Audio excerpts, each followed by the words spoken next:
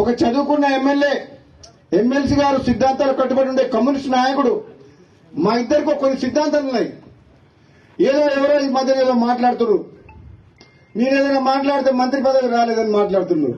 అరే మంత్రి కావాలంటే ఎల్బీ నగర్ పోర్ట్ చేసుకుని మంత్రి ఇస్తామని చెప్పిర్రు. నాకు వద్దని, నాకు మునుగోడు ప్రజలు కావాలని నేను ఇక్కడికి వచ్చిన. నన్ను ఎవరన్నా నీకేం కావాలి, మంత్రి పదవి కావాలన్నా, మునుగోడు ప్రజలు కావాలన్నా, మునుగోడు ప్రజలు అభివృద్ధి కావాలన్నా అంటే నేను మునుగోడు ప్రజలు కావాలి, అభివృద్ధి కావాలంట.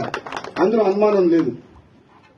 పదవిలో వెనకాల పాపులాడాల్సిన అవసరం నాకు లేదు. నాలాంటి మనిషికి అదృష్టం ఉంటే, నాలాంటి పదవి వస్తే, ఇంతకంటే పెద్ద పదవి వస్తే అది ప్రజలకే ఉపయోగపడుతుంది, ప్రజలకు లాభం అవుతుంది. కానీ నేను అందరిలాగా పదవులకు పోయి పైరవీలు చేసి దోచుకునేటోళ్ళు అయితే కాదు.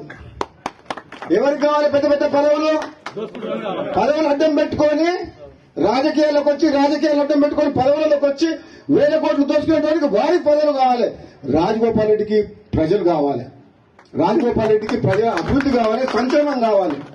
నేను మళ్ళీ చెప్తున్నా, ఈరోజు నేను కావాలనుకుంటే మంత్రి అయ్యేవాడిని.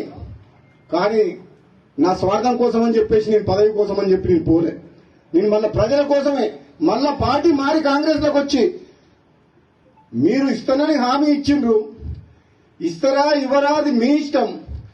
అవకాశం వస్తే ఎప్పుడన్నా, నేను కూడా సీనియర్ని కాబట్టి, తెలంగాణ ఉద్యమంలో ఉన్నా కాబట్టి, నాకంటే జూనియర్లకు నిన్న మంది వచ్చిన ఇతర పార్టీ వాళ్ళందరికీ ఇచ్చారు కాబట్టి, మీరు ఇచ్చిన మాట నిలబెట్టుకుంటే, మీరు ఎంపీ గెలిపియమంటే గెలిపించినాం, పార్టీలకు రమ్మంటే మేము నమ్ముకొని వచ్చినాం. ఇస్తారా ఇయ్యరా అది మీ ఇష్టం. కానీ నేను మాత్రం పదవుల కోసం ఎవరింటికి పోయి కాళ్ళు మొక్కి మనసు చంపుకొని దిగజారడం మాత్రం జరగదు. నేను బతుకున్నాను.